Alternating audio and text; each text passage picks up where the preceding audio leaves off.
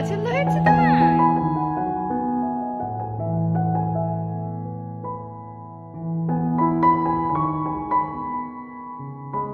নমস্কার, আমি Madhurima. Welcome to my blog my tips. এখন বাজে সকাল 6:30 মতন, আর এখন থেকে আমি আমার ব্লগটা স্টার্ট করছি। আজকে অনেক ভোরবেলায় ঘুম থেকে উঠেছি, তখনও 6টা বাজেনি, ঘুম থেকে উঠে পড়েছি। সকাল সকাল ঘুম থেকে উঠলে যেরকম একটা এনার্জাইজড দিন পাওয়া যায়, কিন্তু বেলা বাড়ার সাথে সাথে যত দুপুর হতে থাকে এনার্জি কিন্তু কমতে থাকে সারাদিনের কাজের চাপে। মধ্যেও নিজেকে ভালো রাখার চেষ্টা, প্রত্যেক দিন নিজেকে সুন্দর করে তোলার চেষ্টা। আগের দিন চুলে অ্যালোভেরার একটা প্যাক লাগিয়েছিলাম। শুনেছিলাম যে অ্যালোভেরা চুলের জন্য ভীষণ ভালো, কিন্তু এতটা ভালো সেদিনকে প্যাকটা ইউজ করার পরে বুঝলাম। অ্যালোভেরা, তার সাথে টক দই আর মধু দিয়ে আমি ব্যবহার করেছিলাম। তো আজকে ঘরে টক দই ছিল না, ভাবলাম যে অ্যালোভেরা আর ডিম দিয়ে ইউজ করা যাক। মেনলি আমার চুলের যে প্রবলেমটা, সামনের দিকে তো একটু পাতলা রয়েইছে, তার সাথে সাথে চুলটা প্রচণ্ড ড্রাই এবং ফ্রিজ হয়ে যায়। অ্যালোভেরা দেওয়ার পর সেটা নোটিস করলাম যে অনেকটা ফ্রিজিনেস যেটা ছিল সেটা কমেছে এবং চুলটা অনেক বেশি শাইনি হয়েছে। সেজন্য আজকে ডিমের সাথে আবার অ্যালোভেরা মিশিয়ে একটা প্যাক ইউজ করছি। আগের দিনে একটা আর্টিকেলে এই ধরনের একটা প্যাকের কথা পড়ছিলাম, যদিও এর সাথে মধু অ্যাড করা হয়েছিল। যাদের আমার মতন ড্রাই চুল তারাও কিন্তু অ্যালোভেরার এই প্যাকটা ব্যবহার করে দেখতে পারেন। তো এই হেয়ার প্যাকটা ইউজ করে আমি মোটামুটি 20 মিনিট থেকে আধ ঘন্টার মতন রেখে দেবো। তার মধ্যে বাকি যে সমস্ত কাজগুলো রয়েছে সেগুলো একটু সেরে নিই, তারপর স্নানে যাব। তো এখানে ভাবলাম যে গুড়টা শেষ হয়ে গেছে, ওটা ঢেলে রাখা যাক। কারণ কি, মিষ্টির কিছু কিছু খাবারে গুড় অ্যাড করি, আর তার সাথে সাথে হাজব্যান্ড যদি সকালে চা খায় তাহলে ও বলে চায়ের সাথে একটুখানি গুড় দিতে। মিষ্টির জন্য বানানো কয়েকটা ব্রেকফাস্ট রেসিপি আজকে আপনাদের সঙ্গে শেয়ার করব বলে ঠিক করেছি। ভাববেন না যেটা নিজের মাথা থেকে বের করেছি, এটা আমি একটি আর্টিকেলে পড়ে জানতে পেরেছি এবং সেখানে ডক্টরও রেকমেন্ড করেছেন এই ধরনের ব্রেকফাস্টগুলো বাচ্চাদেরকে দিলে বাচ্চাদের ফিজিক্যাল এবং ব্রেন ডেভেলপমেন্টে অনেক বেশি সাহায্য করবে। তো ব্রেকফাস্ট রেসিপিগুলো শেয়ার করব, তার আগে বাবাকে আর হাজব্যান্ডকে চাটা সার্ভ করে নিই। প্রথমেই যে ব্রেকফাস্ট রেসিপিটা শেয়ার করছি সেটা হচ্ছে চিড়ের পায়েস। আপনারা হয়তো অনেকেই এর আগে বাচ্চাদেরকে এইভাবে বানিয়ে খাইয়েছেন, তবে আমি আজকে নতুন এবং প্রথমবার মিষ্টিকে খাওয়াচ্ছি। প্রথমে আমি 4 থেকে 5 বড় চামচের মতন চিড়ে নিয়ে নিয়েছি, তারপর সেটা ভালোভাবে ধুয়ে নিয়ে কিছুক্ষণের জন্য একটুখানি ভিজিয়ে রেখেছি। তারপর এখানে বাকি প্রিপারেশনগুলো করে নেব। আগের দিন ড্রাই ফ্রুট লাড্ডু বানানোর সময় মাখানা, আখরোট, আমন্ড, কাজু, এই 3 থেকে 4টে ইনগ্রেডিয়েন্টস আমার ড্রাই রোস্ট করাই ছিল। তো সেজন্য সেগুলো আর আলাদাভাবে ড্রাই রোস্ট করার প্রয়োজন পড়লো না, সেগুলো আমি কন্টেনারে ভরেই রেখেছিলাম। তো এখান থেকে 2টো আখরোট বাদাম, 3 থেকে 4টের মতন আমন্ড বাদাম, কাজু বাদাম আর অ্যাড করছি না, আর তার সাথে দেব হচ্ছে আমি খেজুর আর কিশমিশ। এর মধ্যে যা যা ইনগ্রেডিয়েন্টস পড়ছে, নো ডাউট এটা ভীষণ টেস্টি হবে এবং অবভিয়াসলি খাবার যদি টেস্টি হয় বাচ্চারা কিন্তু খেতে চাইবে। তো এটা কিন্তু শুধু মিষ্টির মতন যে সমস্ত ছোট বাচ্চারা রয়েছে তাদের জন্য নয়, আমরা বড় বাচ্চাদেরও কিন্তু এটা বানিয়ে খাওয়াতে পারি, ইভেন আমরা বড়রাও এটা খেতে পারি। কিশমিশ আর খেজুরটা আমি ভালোভাবে জলে ধুয়ে নিয়েছি। তারপরে এই যে ব্লেন্ডারের সমস্ত ইনগ্রেডিয়েন্টসগুলো একসাথে অ্যাড করে নিলাম। তারপরে এটা আমি ব্লেন্ড করে দিচ্ছি, একদম পেস্ট হয়ে যাবে এরকমভাবে ব্লেন্ড করে নেব। এটা পেস্ট করা হয়ে গেলে তারপর বাকি প্রিপারেশনটা করব। এখানে আমি বসিয়ে দিয়েছি একটা ফ্রাইং প্যানটা একটু গরম হয়ে গেলে এর মধ্যে আমি অ্যাড করব ঘি। তার আগে একটা এলাচ আমি নিয়ে নিয়েছি, গোটা এলাচটা অ্যাড করব না, জাস্ট কয়েকটা দানা আমি অ্যাড করব, জাস্ট একটু ফ্লেভারের জন্য এলাচটা অ্যাড করা। আর এখানে আমি দিয়ে দিয়েছি হোমমেড ঘি। ঘিটা প্রায় শেষ হয়েই এলো, এর মধ্যে আমার অনেকটা সরও জমানো হয়ে গেছে। রিসেন্টলি আবার মিষ্টির জন্য আমি বাড়িতে ঘি তৈরি করব। তো এই যে ঘিয়ের মধ্যে ভেজানো চিড়েটা দিয়ে দিয়েছি, একটু নাড়াচাড়া করে নিচ্ছি। তারপর এর মধ্যে ওই যে ড্রাই ফ্রুটসের যে পেস্টটা রেডি করলাম সেটা এর মধ্যে অ্যাড করে দিচ্ছি।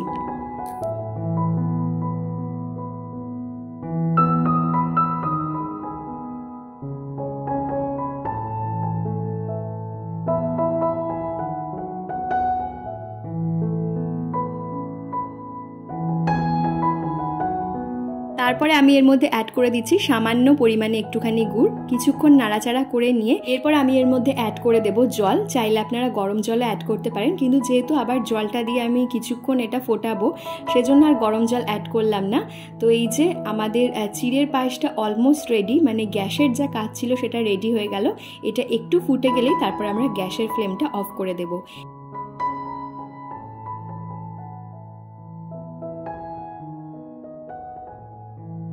এরপর আমি এর মধ্যে অ্যাড করে দেব ফর্মুলা মিল্ক। চাইলে আপনারা নর্মাল যে কাউ মিল্ক হয় সেটাও অ্যাড করতে পারেন। নেক্সট দিন যখন এটা বানাবো সেটা গরুর দুধ দিয়েই বানাবো, কিন্তু আজকে যেহেতু এটা অনেক সকালে বানাচ্ছি এখন আমাদের গরুর দুধটা আসেনি, তো সেই জন্য আমি ফর্মুলা মিল্কে অ্যাড করলাম। আর যে আর্টিকেল থেকে এটা পড়েছিলাম না, সেখানেও ফর্মুলা মিল্ক অ্যাড করার কথাই লিখেছিল, যদি আমরা এটা গরুর দুধ দিয়েও করতে পারি।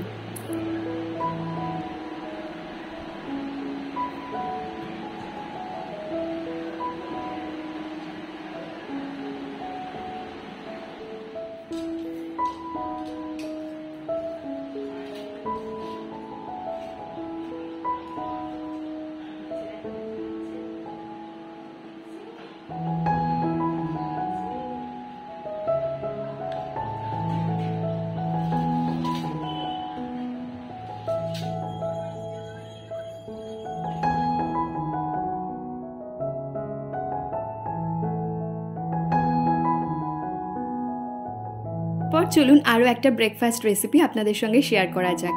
ব্লেন্ডারের মধ্যে আমি নিয়েছি কলা, তার মধ্যে অ্যাড করে দিয়েছি খেজুর।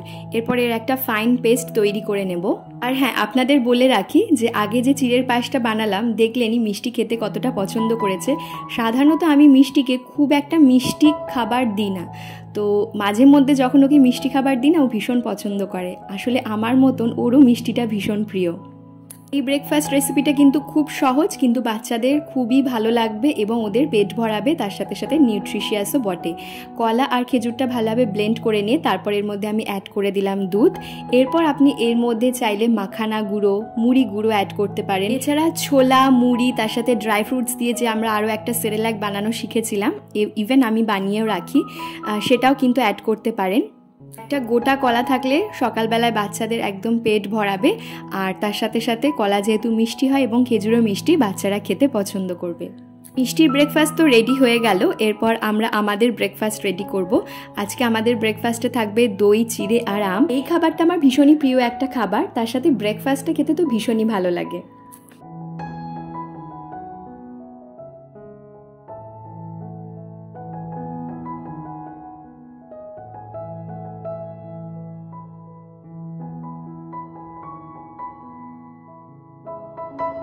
হাজব্যান্ডের আজকে একটু তাড়াহুড়ো রয়েছে বেরানোর জন্য, তো সেজন্য আগেই ব্রেকফাস্টটা বানিয়ে নিয়ে ওকে খেতে দিয়ে দিলাম। তারপর এই যে আমি এখন মিষ্টিকে খাওয়াতে বসেছি। মিষ্টিকে খাইয়ে তারপর আমি ব্রেকফাস্ট করব। ব্রেকফাস্টের পরে প্রত্যেকটা দিন যেরকম নর্মালি চলে, আজকেও সেরকম নর্মালি চলেছে। মিষ্টিকে স্নান করানো, ওকে তারপর দুপুরের খাবার দেওয়া। তো এই যে তারপর আবার আমার দুপুরের খাবার থেকে আজকের ব্লগটা শুরু করেছিলাম। তো আজকে যেহেতু দুপুরের খাবারটা একটু স্পেশাল, তো রয়েছে আজকে ইলিশ মাছ, আর তার সাথে ইলিশ মাছের মাথা দিয়ে কচু শাক। খুব কম মনে হয় এরকম বাঙালি রয়েছে যাদের ইলিশ মাছ পছন্দ নয়। একই রকমভাবে আমারও খুবই পছন্দের।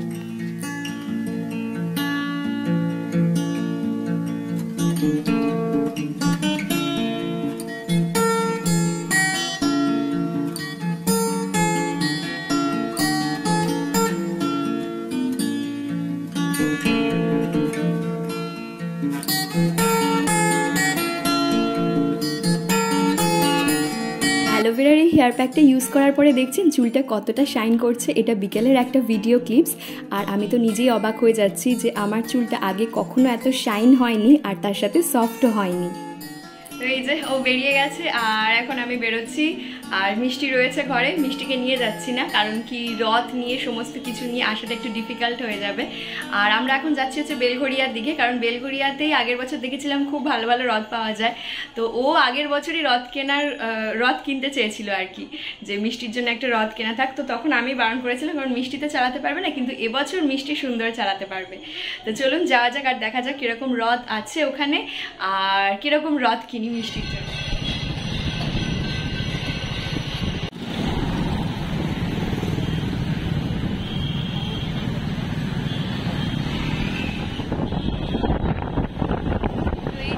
চলে এলাম বেলঘড়িয়া। এই অজন্তার পাশ দিয়ে অনেকগুলো রথের দোকান বসে ছোট ছোট। চলুন দেখা যাক।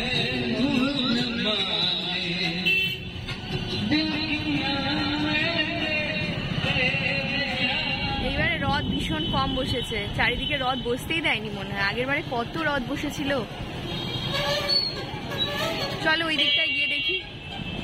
অনেকগুলো জায়গায় রথ বসে, কিন্তু আজকে দেখছি মাত্র একটা জায়গাতেই রথ বসেছে, হয় বসতে দেয়নি, ও সামনে বসেছে। কিন্তু আগে অনেক জায়গায় আগের বছর দেখেছিলাম, অনেক কম। বলো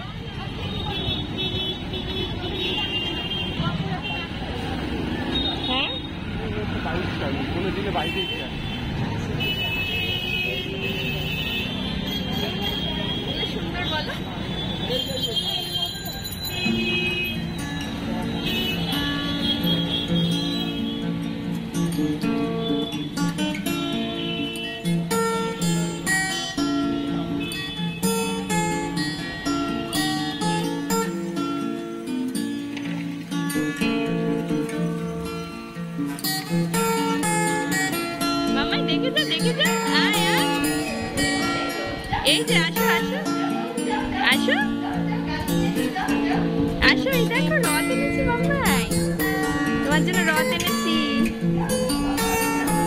এসো এসো, একটা ঠাকুর আছে জানো,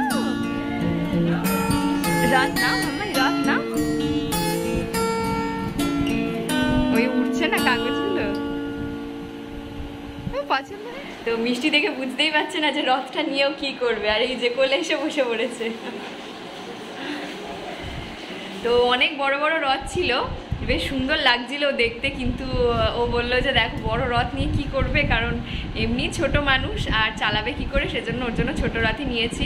প্রথমে ভাবছিলাম যে 3 তলা রথগুলো নেব, তারপরে 3 তলা রথগুলো নিলে কি হবে যে ওর হাইটের থেকে বড় হয়ে যাচ্ছে, তো ওর হাইটে মোটামুটি থাকলো আর ও সুন্দরভাবে চালাতে পারবে।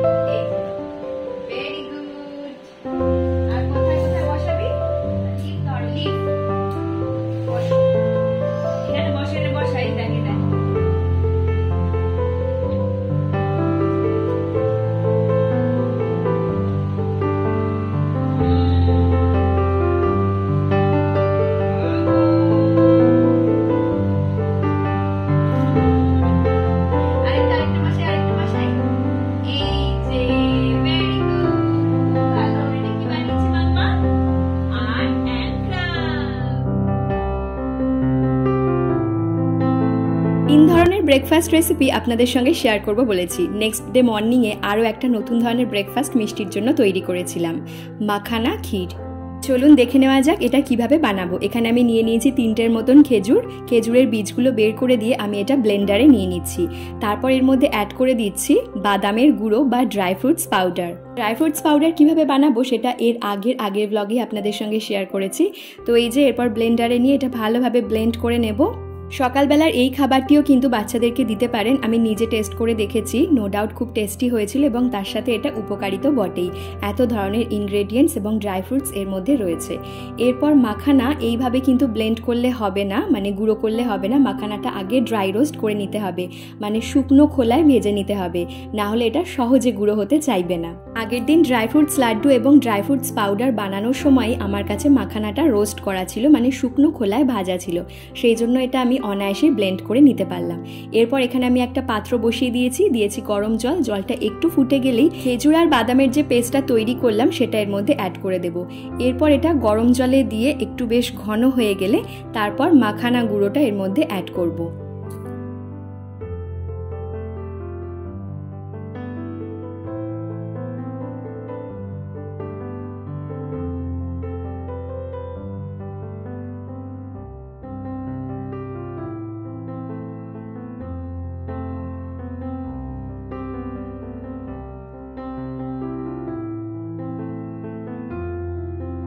শেষে এর মধ্যে অ্যাড করে দেব আমি একটু সামান্য পরিমাণে গুড়। তারপর এটা ভালোভাবে মিক্সড করে নিচ্ছি। মিষ্টি এখনও ঘুম থেকে একটু দেরি রয়েছে, সেজন্য আমি এটা ঢাকা দিয়ে রেখে দিয়েছিলাম।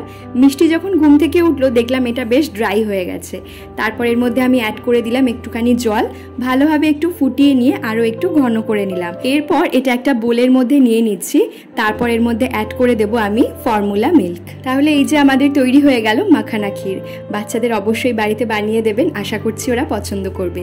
তাহলে ভিডিওটা দেখতে দেখতে যারা একদম শেষ অবধি চলে এলেন, আশা রাখবো ভিডিওটা হয়তো তাদের একটু হলেও ভালো লেগেছে। যদি ভালো লেগে থাকে তাহলে চ্যানেলটা সাবস্ক্রাইব করে দিতে ভুলবেন না। কেমন লাগলো অবশ্যই কমেন্ট সেকশনে জানাবেন। আর আপনার করা একটা লাইক আমাকে নেক্সট ভিডিও বানাতে অনেক অনেক বেশি মোটিভেট করবে। ফিরবো নতুন ভিডিও নিয়ে। ভালো থাকবেন, সুস্থ থাকবেন। ধন্যবাদ।